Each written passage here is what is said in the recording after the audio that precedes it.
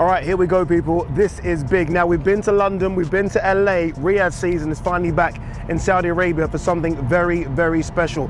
I'm talking the battle of the best at 175 pounds. Is it going to be Artur Beterbiev? Is it going to be Dmitry Bivol? Unified champion versus unified champion to find out who is numero uno in the division. Boxing pros have given their predictions in a reaction to the key highlights of the Artur Beterbiev versus Dmitry Bivol fight. Bivol could be the lone contender in this 175 pounds division, with the skills necessary to overcome the unified champion. However, unraveling Beterbiev's intimidating blend of relentless pressure and explosive power presents a formidable challenge.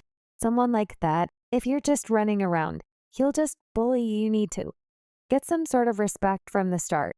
But you got to fight your game plan too, Olympic star Ben Whittaker told Sky Sports. Whittaker, meanwhile, refrained from giving away too much about his strategy for facing Beterbiev. He added, "I can't give away all the gems he cuts down the ring very well. And when you cut down the ring like that, you don't need to move all crazy. He makes you move crazy and walk you onto shots. Very clever fighter. I'm excited for the fight. You can't just box him, and you can't just fight him. I think there's a time and a place where you need to move, and there's a time and a place where you need to hold your feet still. The idea is unsettling. Perhaps the most intimidating fighter in the sport is Beterbiev.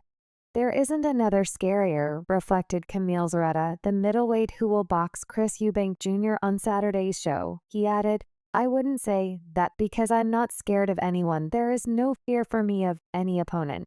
I would do what I can against Beterbiev, and it would be a street fight, me or him." Despite its seeming paradox, taking Beterbiev on directly, and where he is most powerful, might be the best course of action. Whittaker will face Liam Cameron on the undercard of Beterbiev.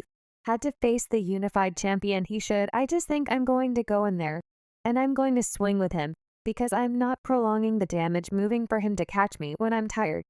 Just try to chin him early, and fast fighting according to your own style would be sensible. I wouldn't have the ability to box, move in and out for 12 rounds the way Bivol has that ability to do, said former world title challenger Matthew Macklin. He added, "I'd mix it up. Box fighting for me, getting backed up by Beterbiev would be a disaster if you're electing to take a back foot and box someone and take a bit of room and angles. That's very different from being pushed back and backed up. You're being backed up, you're under pressure.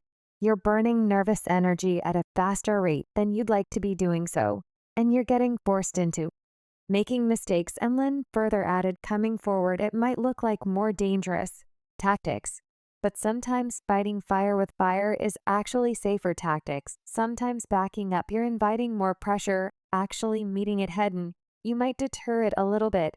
It's something I would have had to have met head on and hope for the best. Theoretically, the most effective strategy against Beterbiev would be to utilize footwork, agile movement, and quick combinations.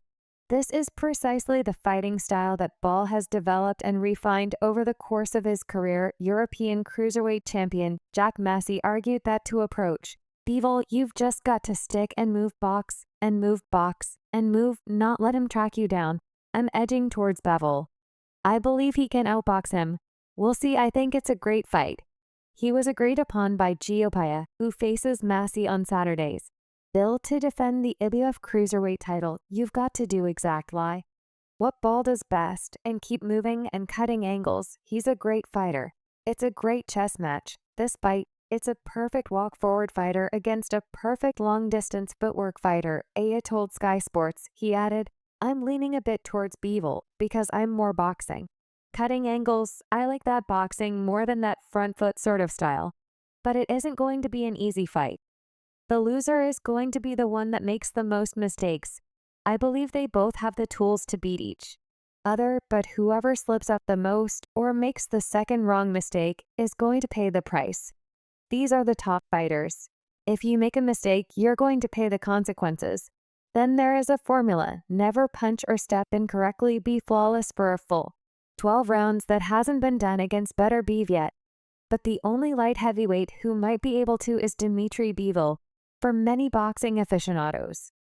The main event of Saturday's Riyadh season program is the best of the best for a variety of reasons people have been advocating. for Beterbiev versus Bivol to fight. For the previous few years, to begin with, this matchup features two unbeaten fighters, both at the pinnacle of their skills in the light heavyweight division, finally squaring off to determine who reigns as the ultimate champion. In addition, the contrasting styles create a captivating showdown with Beterbiev's aggressive forward pressing strategy, clashing against Bivol's agile and skillful footwork. Yes.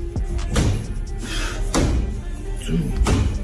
Come on. 3. Good. 4. Get it. Yes, switch.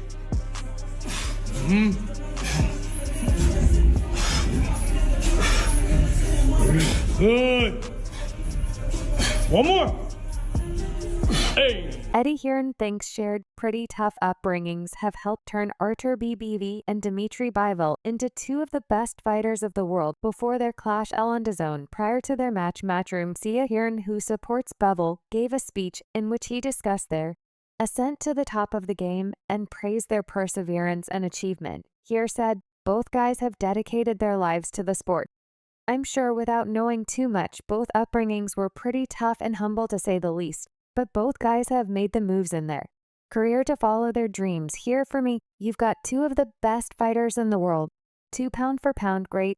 The fight, which takes place in the Kingdom Arena in Riyadh, Saudi Arabia, is the most anticipated major event in the nation and pits two unbeaten opponents against each other. BBF stands out with an intimidating record, having secured knockout victories in all his professional fights. Hearn recognizes that facing him will present a formidable challenge.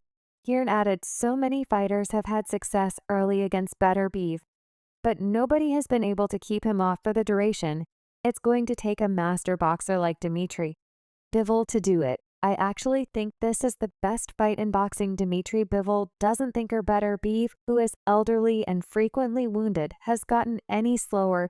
Bivol told Boxing Scene, "I feel amazing before the most important fight of my life. Just look at his record to see why he's a really dangerous fighter. It's proven that he's one of the most dangerous opponents. He has the skills. He's not only just a good puncher, he's a really good and smart fighter. He has experience and a boxing IQ. He has 3 belts for a reason for his age. He has really good conditioning. I just need to be myself and improve on my skills. You can't prepare to get punched. You have to prepare not to get punched." Bivol, age 33, and Beterbiev, 39, were initially set to clash on June 1st. However, the bout was delayed when Beterbiev sustained a ruptured meniscus during training. This injury is yet another addition to the extensive list of physical setbacks he has faced in recent years. Bivol added, "I will try to do all of my best. If I can try to finish the fight, of course, I will use the opportunity in my head. I'm always thinking about how to win this fight and how to make everything perfect.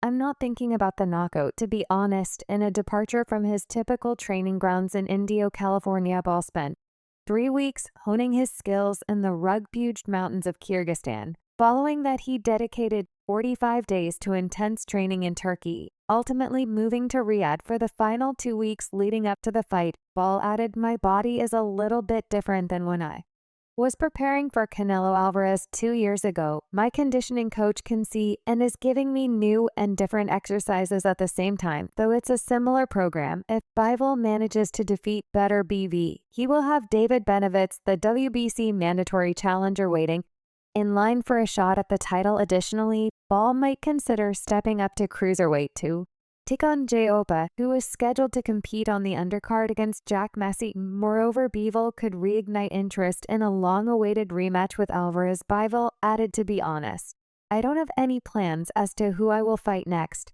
I don't know if the rematch would be worse for Canelo. I'm not thinking about Canelo. I waited 1.5 years, and it was only talk and no action or negotiations. It's a closed subject. I'm busy with Beterbiev. We'll see what happens after." Bivol went on to say that defeating Beterbiev would be a greater professional achievement than his historic victory over Alvarez by a unanimous decision. He said, "Both are important, but with the belts, of course, the Beterbiev win would be more important and meaningful for my soul than Canelo. It means a lot to me. For me, Canelo was a step to have huge fights in my career. It was a great opportunity for me to show the world that I'm a good boxer, and for them to pay attention to me. I proved that I was good, and champion-worthy combat sports journalist Ariel Helvani suggests that the spotlight of the upcoming showdown could tip the scales in favor of one fighter, although both competitors have participated in high-profile matches. Helvani contends that Beterbiev's extensive experience as a headliner gives him a distinct advantage over his younger rival. Beterbiev is used to being the man on the big stage.